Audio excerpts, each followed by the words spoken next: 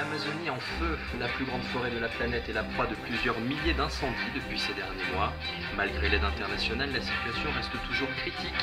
Une crise écologique majeure doublée d'une crise diplomatique, notamment entre le Brésil et la France.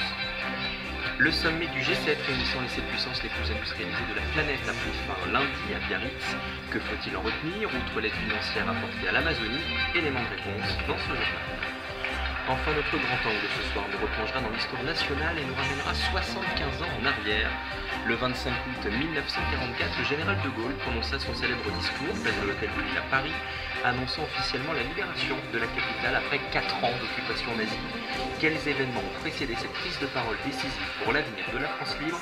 Nous avons remonté le temps. Voilà pour les titres, bonsoir à tous. C'est un joyau de l'humanité qui est aujourd'hui menacé. La gigantesque forêt amazonienne, plus grande forêt du monde, est en proie aux flammes depuis plusieurs semaines. L'Institut national de recherche spatiale a enregistré au Brésil une hausse des incendies de 83% entre janvier et août 2019 par rapport à 2018 et la situation semble empirer. Des centaines de nouveaux feux ont été détectés ces derniers jours. La forêt amazonienne, vaste de 5,5 millions de kilomètres carrés, soit 10 fois la superficie de la France, s'étend sur 9 pays d'Amérique du Sud. Surnommée le poumon de la planète, elle est en fait une immense réserve de carbone, de par son nombre d'arbres. L'Amazonie est traversée par le fleuve le plus important du monde en débit et le deuxième en longueur, l'Amazone. En plus d'abriter de 50 à 70% de la biodiversité mondiale, ainsi que le plus grand bassin versant de la planète, ce territoire accueille 30 millions de personnes. Le climat est équatorial, avec des températures et une humidité élevées toute l'année. L'Amazonie héberge aussi une biodiversité phénoménale, 40 000 espèces de plantes, 3 000 espèces de poissons d'eau douce et plus de 370 de reptiles, soit une espèce sur 10 existante sur Terre. À cette biodiversité s'ajoutent les 570 millions d'hectares de forêts denses, la moitié des forêts tropicales restantes de la planète, et 6600 km de rivières sinueuses, autant d'atouts qui justifient l'existence d'un lien fort entre la santé de l'Amazonie et celle de la planète tout entière. Par ailleurs, cette région a la particularité d'abriter des centaines de milliers d'espèces dont une majorité est encore inconnue, voire non répertoriée. Par sa diversité d'habitats et de zones humides, l'écorégion des Guyanes accueille également des milliers d'espèces arboricoles, oiseaux, insectes, mammifères, amphibiens, tels que le héron agami, la loutre géante, les tamarins, le singe araignée, le ouistiti pygmée ou encore l'oisin, un oiseau tout à fait étrange. L'Amazonie est aussi l'un des derniers refuges terrestres pour des animaux tels que le jaguar, l'aigle harpie ainsi que les dauphins roses parmi tant d'autres espèces menacées d'extinction. Ces incendies très intenses en Amazonie ont engendré une crise écologique et environnementale, on l'a bien compris, à laquelle s'est ajoutée une crise diplomatique. Jair Bolsonaro est vivement critiqué par les ONG et plusieurs pays, dont la France, sur la gestion de cette crise. Il s'est défendu en accusant Emmanuel Macron d'avoir une mentalité colonialiste. Le président français s'est opposé dans ces conditions à l'accord de libre-échange entre l'Union européenne et le Mercosur. Ce dernier reproche à son homologue brésilien de lui avoir menti sur ses engagements environnementaux lors du G20 en juin dernier. Sous la pression internationale, l'armée a été envoyée en fin de semaine dernière par Jair Bolsonaro pour lutter contre les incendies en Amazonie. Le Brésil, qui possède 60% de la surface de la forêt, bénéficie de l'une des législations environnementales les plus protectrices. Pour autant, la déforestation qui avait baissé pendant les années Lula a repris de plus belle depuis 2012 et a même bondi de 67% depuis le mois de janvier dernier, d'après les données préliminaires de l'Institut national de recherche spatiale. Plusieurs questions se posent, tentons d'y voir un peu plus clair. Première question, quelle est l'ampleur de la déforestation depuis l'élection de Jair Bolsonaro en janvier dernier? En 2018, la forêt amazonienne a perdu près de 8000 km² de sa surface, une hausse de 13% sur un an, soit la pire augmentation de ces 10 dernières années, et 2019 s'annonce déjà catastrophique. Les derniers chiffres mensuels publiés par le directeur de l'INPE sont stupéfiants. 920 km² de boiseries détruites en juin, une augmentation de 88% sur un an, et pas moins de 2255 km² en juillet, soit une hausse de 278%. en fin de compte, un triste bilan des 6 premiers mois de l'année est à observer avec 4700 km² de la forêt primaire perdue. Deuxième question, est-ce dû à la politique de Bolsonaro? Selon Stephen Rothstein, directeur de recherche au CNRS, le pillage de la forêt est devenu systématique avec l'arrivée du président qui ne voit pas l'intérêt de la forêt amazonienne. L'une des premières mesures de Bolsonaro a ainsi été de placer l'Agence de protection de l'environnement sous la tutelle du ministère de l'Agriculture et ainsi d'affaiblir considérablement sa marge de manœuvre. Le 3 août dernier, Bolsonaro a promis de combattre la déforestation illégale. Or, le nombre de sanctions a diminué de 20% les 6 premiers mois de l'année 2019, rapporte le New York Times. Mais au-delà des effets de sa politique qui ne sont pas encore visibles, le président affiche la couleur depuis le départ. L'Amazonie, qui appartient au Brésil, est un formidable terrain commercial dédié au développement de l'industrie agroalimentaire, à l'élevage bovin, à la culture de soja ou encore à l'exploitation minière. Enfin, quelle menace pour les peuples indigènes, principaux habitants de la forêt? Aujourd'hui, les peuples indigènes vivent dans des zones protégées et sont donc épargnés par le déboisement. Pour autant, ils subissent les effets de la politique de Bolsonaro qui souhaite favoriser l'émergence de multinationales sur leurs propres terres. Il a réouvert la chasse aux Indiens, ce sont les premières victimes de sa politique avec les activistes, déplore Stephen Rothstein qui rappelle que les Indiens sont quand même les premiers habitants du pays. Les groupes indigènes subissent donc un discours très violent à leur égard, doublé d'un sentiment général d'impunité. Depuis l'élection de Bolsonaro, les invasions sur leurs terres n'ont jamais été aussi nombreuses. La dernière remonte à fin juillet, où une cinquantaine d'orpailleurs se sont introduits dans le village de la tribu Waipi, dans l'état d'Amapá, dans le nord du pays, et où le chef a été retrouvé mort dans une rivière. Selon le ministère de l'Environnement brésilien, c'est l'équivalent d'un terrain de football qui disparaîtrait au cœur de la forêt toutes les 7 secondes. Un drame pour Stephen Rothstein qui a un seul et unique responsable. Depuis que l'homme occidental a mis le pied en Amazonie, on a signé la fin de cette forêt. Fin de citation. Ces incendies d'ampleur inédite ont permis aux pays du G7 de se mettre d'accord pour aider le plus vite possible les pays frappés par cette catastrophe. L'objectif affiché est celui de la reforestation, tout en respectant la souveraineté des pays amazoniens. C'est ce qu'a annoncé Emmanuel Macron. Le G7 a décidé de débloquer une aide d'urgence de 20 millions de dollars pour l'Amazonie, principalement afin d'y envoyer des avions bombardiers d'eau Canadair basés dans la région pour lutter contre les incendies. Et alors que tous les yeux sont rivés depuis plus de 2 semaines maintenant vers le Brésil et les terribles feux de la forêt amazonienne, une carte de la NASA rendue publique en début de semaine révèle que le centre et le sud-est de l'Afrique sont encore plus cruellement touchés par les incendies. Cette carte de l'agence spatiale américaine est impressionnante, elle montre avec précision que de multiples incendies sont en cours en Angola, Zambie, République démocratique du Congo, Tanzanie, Mozambique et Madagascar. En observant attentivement cette carte, on peut constater que les feux en Afrique sont plus massifs et concentrés que ceux de l'Amérique du Sud. D'ailleurs, l'Agence spatiale européenne considère pour sa part que 70% des terres brûlées dans le monde sont situées en Afrique subsaharienne. D'après l'ESA, les incendies africains représenteraient 25 à 35% des émissions de gaz à effet de serre dans l'atmosphère. Une question se pose, comment se fait-il que ces incendies en Afrique n'alarment pas l'opinion, contrairement à l'Amazonie? Eh bien, si personne ne semble s'alarmer, c'est en partie parce que cette situation est pour ainsi dire habituelle. Oui, la NASA rappelle que les incendies en Afrique sont fréquents à cette époque de l'année, ils ne seraient pas engendrés par les changements climatiques, ni même par la sécheresse, mais plutôt par l'agriculture et la technique du brûlis. Les végétaux sont coupés, brûlés, et les cendres vont former une couche qui va fertiliser la terre. Notons au passage que cette tactique est très utilisée au Brésil. Mais ces techniques traditionnelles ne permettent pas toujours de maîtriser les feux, et il arrive souvent que les incendies prennent une ampleur très importante sous l'action des vents violents. Ainsi, la République démocratique du Congo est le pays qui a perdu le plus de surface de forêt tropicale primaire en 2018, juste derrière le Brésil. Quoi qu'il en soit, les feux africains sont également inquiétants parce qu'ils ont commencé très tôt cette année, au moins dès le mois de mai, selon les observateurs de la NASA. Des incendies décidément à la noce cet été, puisque l'Europe a elle aussi été touchée par le feu. Tout d'abord en Espagne, un immense incendie a ravagé l'île de Grande Canarie, située dans l'archipel du même nom depuis la mi-août.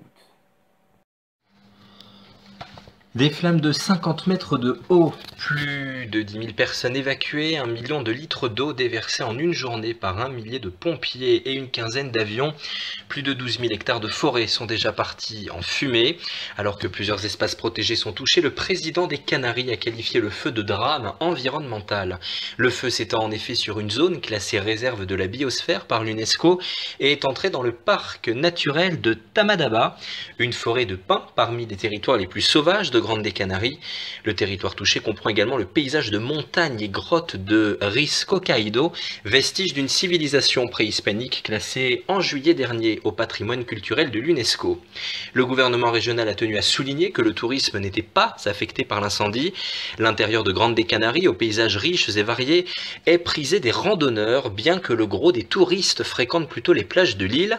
Rappelons que les Canaries ont accueilli l'an dernier près de 14 millions de touristes, en particulier britanniques et allemands, et le tourisme représentait en 2017 35% du PIB et 40% des emplois de l'archipel. L'île de Grande des Canaries est la deuxième plus fréquentée de l'archipel espagnol, située au large du Maroc. Et puis la France n'a pas été épargnée non plus par les feux de forêt cette année, en raison de 2 épisodes de canicule ayant entraîné une sécheresse importante.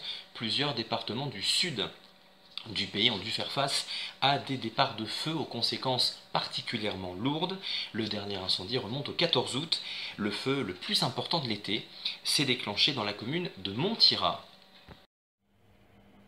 Nous sommes dans le sud-est de Carcassonne, dans le département de l'Aude, qui est effectivement un incendie qui a détruit au moins 900 hectares de pinèdes et broussailles. Aucune victime n'est à déplorer, mais 22 personnes ont dû être évacuées d'un gîte viticole à Pradelles-en-Val, tandis que les autres habitants de la zone ont dû être confinés.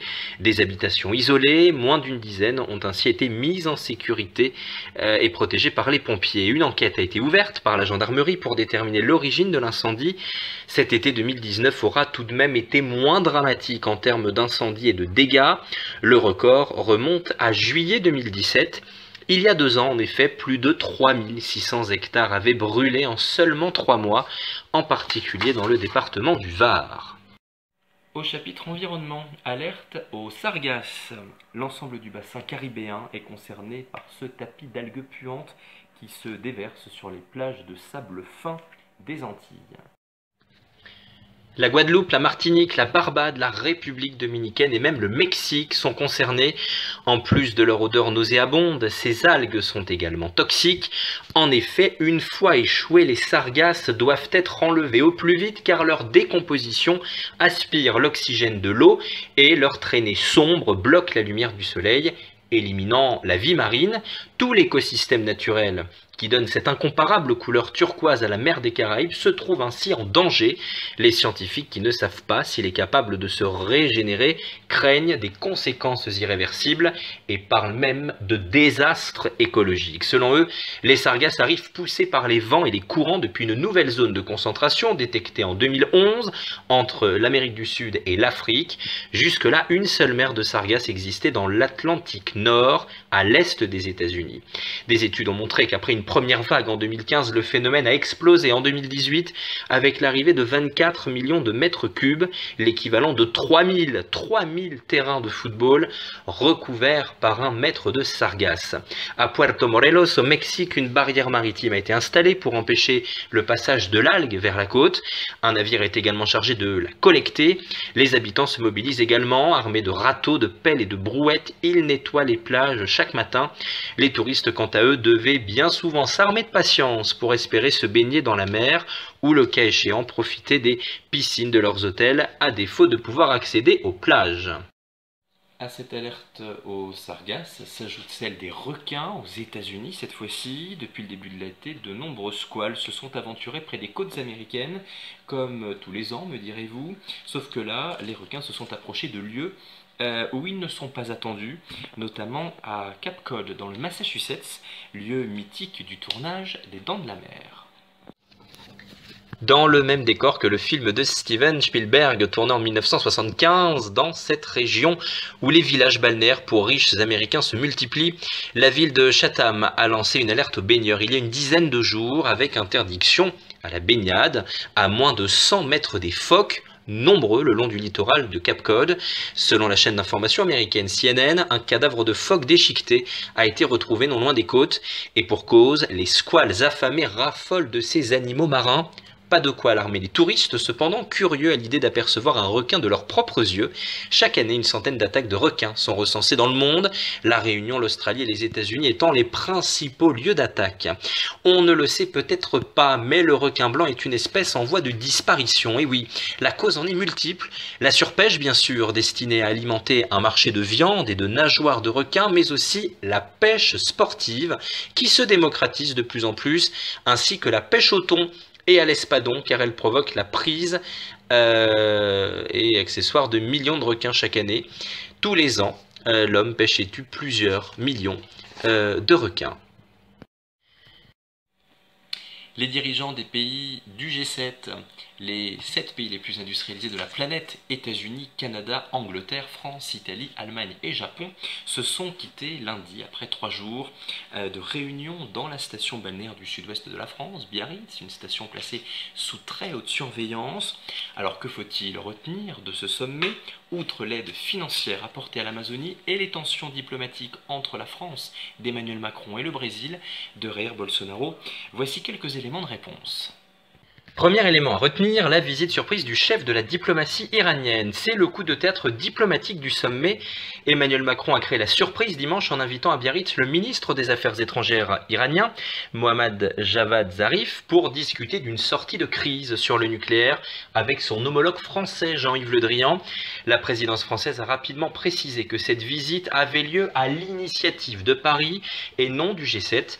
Les relations entre Washington et Téhéran sont très tendues depuis le retrait en 2018 des États-Unis de l'accord international sur le nucléaire iranien de 2015. Donald Trump a affirmé lundi avoir donné son feu vert à Emmanuel Macron lorsque ce dernier lui a annoncé cette visite surprise. Néanmoins, au cours de la conférence de presse finale du sommet, le président français a dit espérer que cette rencontre puisse s'organiser dans les prochaines semaines. Pour Emmanuel Macron, les discussions au G7 ont créé les conditions de cette entrevue et donc d'un accord entre Donald Trump et Hassan Rouhani. Deuxième temps fort, un accord sur la taxe GAFA. Au cours de ce G7, Emmanuel Macron a notamment cherché à convaincre Donald Trump de ne pas sanctionner le vin français en contrepartie de la décision de Paris de taxer les GAFA, Google, Amazon, Facebook, Apple et autres géants du numérique américain, car le locataire de la Maison-Blanche est vivement opposé à cette taxe qui prévoit d'imposer ces grandes entreprises du numérique à hauteur de 3% de leur chiffre d'affaires à partir du 1er octobre. Emmanuel Macron a annoncé que la France avait trouvé un très bon accord avec les États-Unis.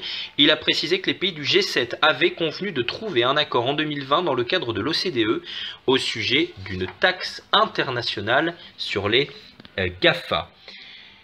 De son côté, Donald Trump a choisi de conclure cette conférence de presse conjointe par une boutade sur le vin français que la première dame adore.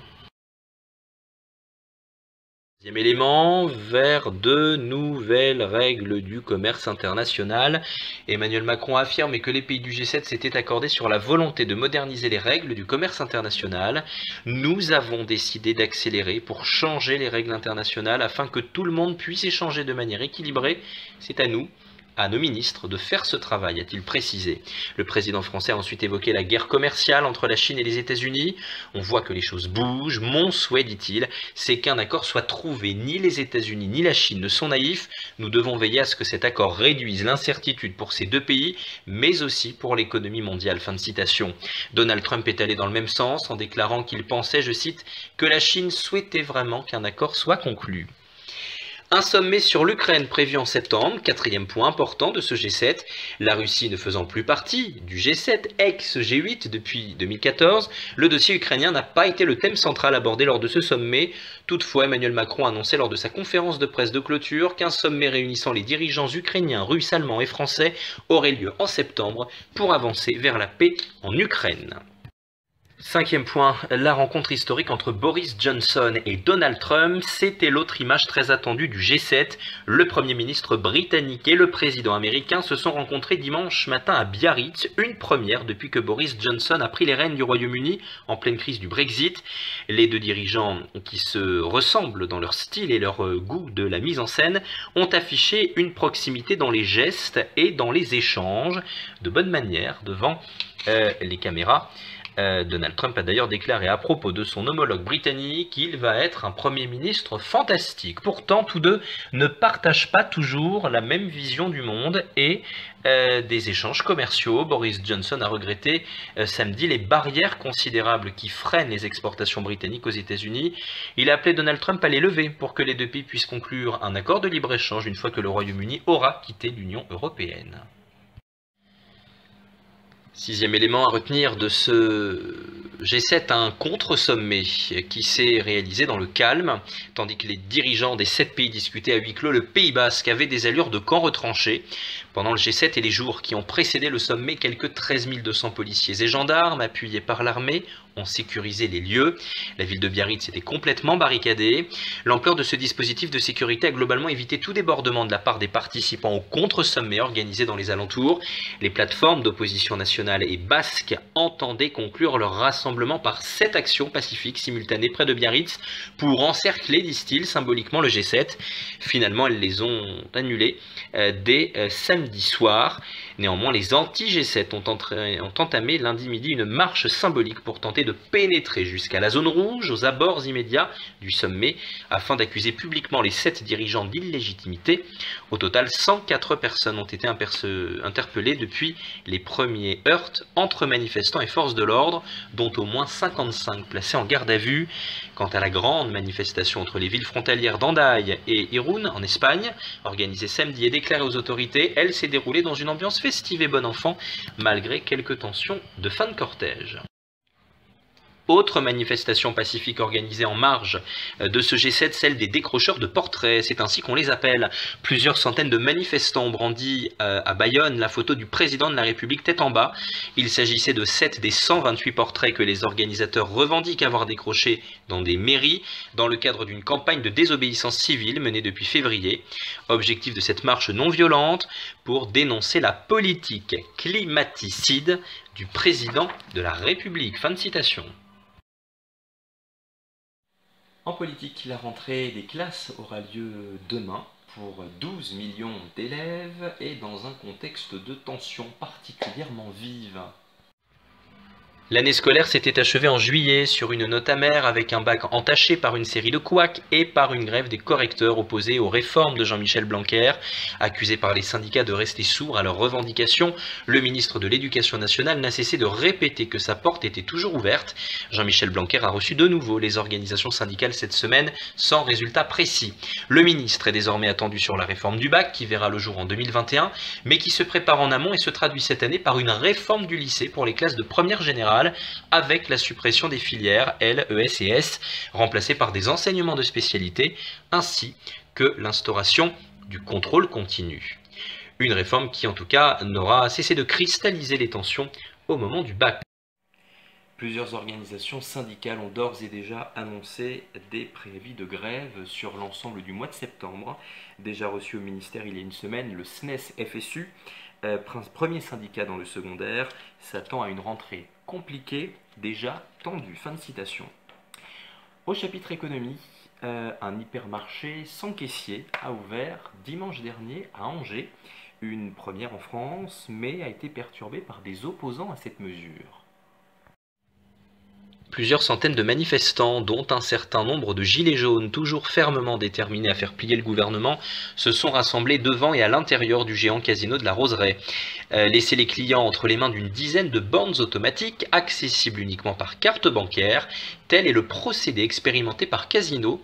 Les 115 salariés du magasin de la Roseraie, qui n'ont légalement pas le droit de travailler le dimanche après-midi, sont remplacés par une quinzaine d'employés de sociétés extérieures, animatrices de caisse et agents de sécurité.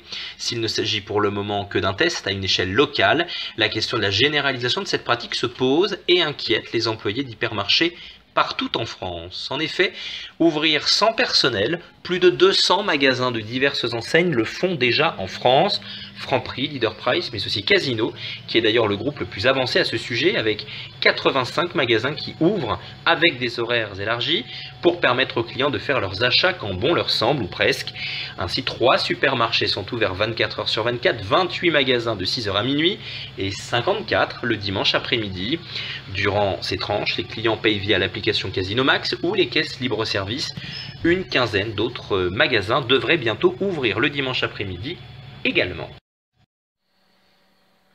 Passer ses vacances dans l'Hexagone plaît autant aux Français qu'aux étrangers.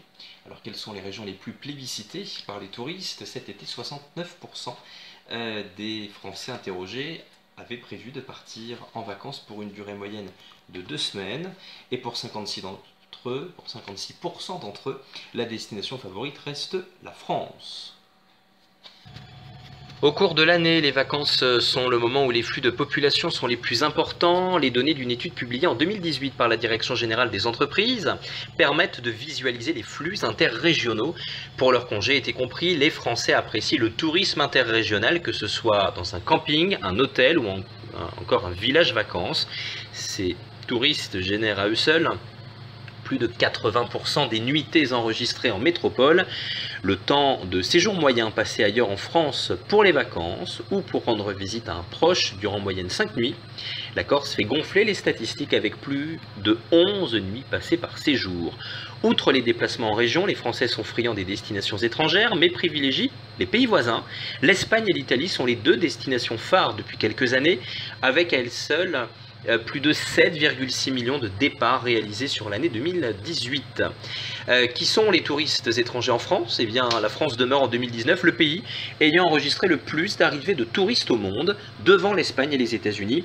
Plus de 89 millions de touristes étrangers sont ainsi venus dans l'Hexagone au cours de l'année, ce qui correspond à une hausse de 3% par rapport à l'an passé. Majoritairement britanniques, allemands, belges et luxembourgeois, les touristes européens représentent à eux seuls plus de 78% des arrivées internationales. Dernière question, où vont les touristes étrangers lorsqu'ils sont en France? Sans grande surprise, c'est l'Île-de-France qui reste la région la plus appréciée des touristes internationaux, où plus du tiers d'entre eux ont passé au moins une nuit sur place. Viennent ensuite dans ce classement la Provence-Alpes-Côte d'Azur et l'Auvergne-Rhône-Alpes. À l'étranger, à présent, la crise migratoire continue d'être à la une de l'actualité. On le sait, l'Europe est principalement connue comme étant une terre d'émigration. Elle est aujourd'hui aussi l'une des principales régions d'immigration au monde. Chaque année, des dizaines de milliers de migrants, principalement originaires du Proche-Orient ou d'Afrique, quittent leur pays natal à la recherche d'une vie meilleure et s'engagent dans une traversée de la mer Méditerranée, souvent au péril de leur vie, alors que dans le même temps, des politiques migratoires visent à durcir les frontières de l'Union européenne. Cet été encore, 115 migrants ont disparu suite au naufrage de leur embarcation au large de la Libye, c'était le 25 juillet dernier. Selon Filippo Grandi, le haut commissaire de l'ONU pour les réfugiés, la pire tragédie en Méditerranée cette année vient de se produire. Le naufrage est survenu au large de la ville libyenne de Homs, à 120 km à l'est de la capitale libyenne, Tripoli. Certains migrants ont pu être secourus, mais au moins une centaine sont toujours portés disparus. 145 migrants ont été secourus par les gardes-côtes libyens et ramenés vers Homs. Certains survivants ont raconté que leur bateau avait coulé et qu'il y avait encore à bord plus d'une centaine de migrants. Les rescapés ont été pris en charge par Médecins sans frontières en Libye. L'ONG estime que les disparus sont beaucoup plus que les 115 annoncés. Depuis le début de l'année, 426 personnes sont mortes en tentant la traversée vers l'Europe et selon les chiffres du Haut Commissariat aux réfugiés, plus de 15 000 migrants sont décédés dans leur traversée de la Méditerranée entre 2014 et 2018. À Hong Kong, l'été a été particulièrement agité avec une crise politique du pays qui s'est étendue sur plusieurs semaines et qui a atteint son paroxysme le 5 août dernier avec une journée de grève générale et de blocage émaillée d'affrontements entre les militants pro-démocratie hostiles à l'emprise croissante de la Chine sur le territoire autonome de Hong Kong et les forces de police. Les protestataires sont descendus dans plusieurs stations stratégiques du réseau de métro à l'heure de pointe pour bloquer les portes des rames et empêcher les trains de partir. Cette action coup de poing a eu pour effet de paralyser pendant plusieurs heures un réseau d'ordinaire très régulier. Malgré ces tensions, beaucoup de Hongkongais disent soutenir la mobilisation. Si le mouvement avait débuté en juin par le rejet d'un projet de loi qui devait permettre d'autoriser les extraditions vers la Chine, ces revendications se sont élargies. Les protestataires exigent dorénavant plus de garanties en matière de démocratie et dénoncent le recul des libertés à Hong Kong. La population de l'archipel dénonce plus largement l'ingérence politique du pays de Xi Jinping, président chinois depuis 2013, dans les affaires de Hong Kong. Les forces armées chinoises ont proposé leur service pour rétablir l'ordre. Les événements de Hong Kong sont en effet considérés comme la plus grave crise politique connue par le territoire depuis sa rétrocession par le Royaume-Uni en 1997. Géographiquement parlant, Hong Kong est situé sur la rive orientale de la rivière des Perles sur la côte sud de la Chine et elle est baignée par la mer de Chine méridionale. Hong Kong est la plus grande et la plus peuplée des deux régions administratives spéciales de la République populaire de Chine, RPC, l'autre étant Macao. Elle compte environ 7 millions d'habitants, dont l'espérance de vie de 84,2 ans est la plus longue au monde. Hong Kong est par ailleurs le 3e centre financier mondial après New York et Londres. Paris outragé, Paris brisé, Paris martyrisé, mais Paris libéré. 75 ans jour pour jour après le discours du général de Gaulle, sa formule est restée célèbre. Dimanche dernier, le 25 août, la capitale française a commémoré les 75 ans de la libération après 4 ans d'occupation nazie. Plusieurs cérémonies symboliques et militaires ont eu lieu toute la journée pour célébrer l'expulsion en août 1944 des troupes allemandes, 1500 jours après avoir hissé la croix gammée en haut de la tour Eiffel. C'est justement au pied du célèbre monument que les festivités ont débuté avec un hommage aux 6 sapeurs-pompiers de Paris qui avaient monté les escaliers de la Dame de Fer sous le feu ennemi pour remplacer l'étendard nazi par le drapeau tricolore. D'autres événements littéraires et musicaux ont rythmé ce dimanche de mémoire qui s'est terminé avec la projection dans les salons de l'Hôtel de Ville de Paris du film La Traversée de Paris, un film de Claude Autant-Lara avec Jean Gabin, Bourvil et Louis de Funès. Retour donc dans ce premier grand angle sur cet épisode de l'histoire de notre pays. Depuis le débarquement anglo-américain du 6 juin 1944 en Normandie, la résistance parisienne attend son heure. Tout au long de l'été, l'agitation populaire et patriotique a gagné la capitale avec la multiplication des manifestations, des grèves de cheminots, de postiers, mais aussi de policiers. Le 19 août, la résistance donne l'ordre de mobilisation, mais l'insurrection n'est pas programmée. Il faut dire que la libération de Paris n'est pas un objectif stratégique pour les Américains. La stratégie du président Eisenhower vise à détruire le gros de l'ennemi et non à s'emparer à tout prix des villes. Les États-Unis souhaitent par ailleurs repousser à plus tard le problème épineux que pose l'installation dans la capitale du chef du gouvernement provisoire, le général de Gaulle, qu'ils ne veulent pas reconnaître. Quant au gouvernement d'Alger, il redoute une insurrection non contrôlée qui pourrait provoquer un bain de sang et permettre l'installation d'une commune dirigée par les communistes. Le 22 août, le colonel Roltanguy, commandant en chef des FFI, les forces françaises de l'intérieur, lance un appel à la défense des Parisiens. Tous aux barricades, lance-t-il. Près de 600 barricades sont installées un peu partout. Hommes et femmes, jeunes et moins jeunes, font la chaîne pour se passer pavés, grilles, baignoires, matelas, sacs de sable. L'objectif du commandement est très clair, réduire la circulation des nazis. Les barricades ne permettent pas de libérer la capitale, mais elles ont un impact psychologique très fort. Paris renoue avec la tradition révolutionnaire de 1830, 1848 et 1870, dont les barricades ont valeur de symbole. Les insurgés savent qu'ils ne peuvent obtenir seuls la capitulation des Allemands. Plusieurs émissaires sont envoyés au travers des lignes allemandes pour presser les Alliés de marcher sur la capitale. Le 22 août, les Américains qui jugeaient jusqu'alors l'insurrection parisienne trop prématurée changent d'avis et acceptent d'envoyer la 2e division blindée du général Leclerc.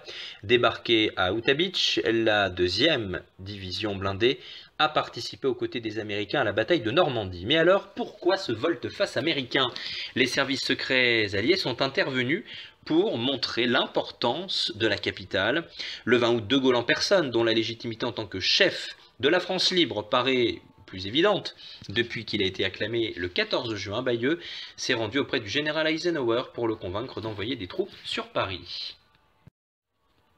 Le pari de l'homme du 18 juin 1940 de rassembler une nation entière derrière lui est gagné ce 25 août 1944 où, en présence du Conseil national de la résistance, le CNR, il rend hommage au Paris insurgé. Tout au long de son discours, De Gaulle ne cite pas une seule fois le Conseil national de la résistance et surtout, il refuse de proclamer la 4ème République au balcon de l'Hôtel de Ville. Le parvis de la mairie de Paris est alors noir de monde, ce qui atteste de l'immense popularité du général. La priorité pour De Gaulle est d'assurer la continuité de l'État qui ne doit pas tomber aux mains des communistes. Première faille qui ne cessera de s'élargir entre la résistance intérieure, qui est sur le terrain, et l'homme du 18 juin qui a mené hors de France une guerre mondiale largement ignorée par les Français. En appui de la 2e division blindée, la 4e division américaine du général Barton est entrée dans Paris le 25 août vers midi et a libéré la partie est de la capitale. L'écrivain américain Ernest Hemingway a écrit, je cite, « Par milliers, les Parisiens bordaient les trottoirs sur des kilomètres, tous criant « Vive l'Amérique » ou « Vive la France ». Nous étions les premiers Américains qu'ils voyaient. Très vite, les soldats américains sont partout dans la capitale. 3 jours plus tard, le 28 août, les troupes américaines défilent sur les Champs-Élysées tandis que le général Eisenhower se recueille devant la tombe du soldat inconnu, reconnaissant par ce geste la pérennité, la durabilité de la France libre. Voilà ce que nous pouvions dire sur ce grand angle et cette page d'histoire. En sport, J-20 avant le lancement de la Coupe du Monde de rugby qui se déroulera au Japon. Ce sera du 20 septembre au 2 novembre. Il s'agit de la 9e édition de cette compétition disputée tous les 4 ans depuis 1987. C'est la première fois que la Coupe du Monde de rugby a lieu en Asie. Le Japon s'est auparavant porté candidat pour l'organisation des 2 tournois précédents. L'Afrique a accueilli la Coupe du Monde il y a 24 ans, en 1995, c'était en Afrique du Sud. L'Europe, elle, a organisé la dernière édition en 2015, en Angleterre. Quant à l'Océanie, sa dernière Coupe du Monde date de 2011, en Nouvelle-Zélande. Le continent américain n'a lui toujours pas accueilli la Coupe du Monde. 17 ans après le mondial de football en 2002, le Japon sera donc de nouveau au centre du monde sportif en accueillant une grande compétition internationale, de quoi préparer les instances sportives du pays avant l'organisation des Jeux Olympiques de Tokyo en 2020. 12 villes hôtes ont été choisies pour accueillir la compétition, vous les voyez sur cette carte, 12 stades répartis de Sapporo à Hokkaido jusqu'à Kumamoto sur l'île de Kyushu, en passant par Tokyo et Osaka. Le stade le plus imposant, le voici, est celui de Yokohama, une ville japonaise au sud-est de Tokyo, avec une capacité d'accueil de plus de 72 000 spectateurs. Inauguré en 1998, il accueillera la finale de la Coupe du Monde le 2 novembre 2019. En 2002, il fut le théâtre d'une autre finale, celle du mondial de football, qui vit le Brésil décrocher son 5e sacre face à l'Allemagne. Tout le Japon est donc mobilisé pour cette compétition, de quoi profiter de l'événement pour visiter le pays entre 2 matchs. Parmi les incontournables, la ville de Kamakura, accolée à Yokohama, cette ancienne capitale du Japon, renferme bien des trésors, à commencer par son grand Bouddha, une statue de bronze de plus de 11 mètres de hauteur. Du côté de Tokyo, la tour de Tokyo, symbole de la capitale japonaise, a été construite par l'architecte Taishu Naito sur le même modèle que la tour Eiffel. Et si vous préférez des visites plus atypiques, partez pour Kumamoto et découvrez le volcan Sakurajima, l'un des plus actifs du pays. Culminant à 1117 mètres de haut, le volcan est ouvert aux promeneurs. Il est même possible d'emprunter des bus pour visiter les environs. Revenons au sport et à la compétition. Le Japon accueillera les meilleures nations du rugby réparties en 4 poules. Le tirage au sort a eu lieu le 10 mai 2017 à Kyoto. 12 nations étaient qualifiées d'office. Il s'agit des 3 premiers de chaque poule de la dernière édition de la Coupe du Monde, disputée en 2015 donc. Les 8 autres formations doivent passer par une phase préliminaire pour participer à la compétition. Ainsi, le pays organisateur aura fort à faire avec l'Irlande et l'Écosse dans la poule A. La Nouvelle-Zélande, vainqueur des 2 dernières éditions, sera dans le groupe de l'Afrique du Sud notamment. Le 15 de France, quant à lui, sera opposé à l'Angleterre. Le choc du groupe C, dans lequel l'Argentine sera en position d'outsider. La poule D, enfin, verra s'affronter notamment l'Australie et le Pays de Galles. Au cinéma, la sortie mercredi dernier du nouveau film de Grand Corps Malade et Mehdi Idir. Il s'intitule La vie scolaire.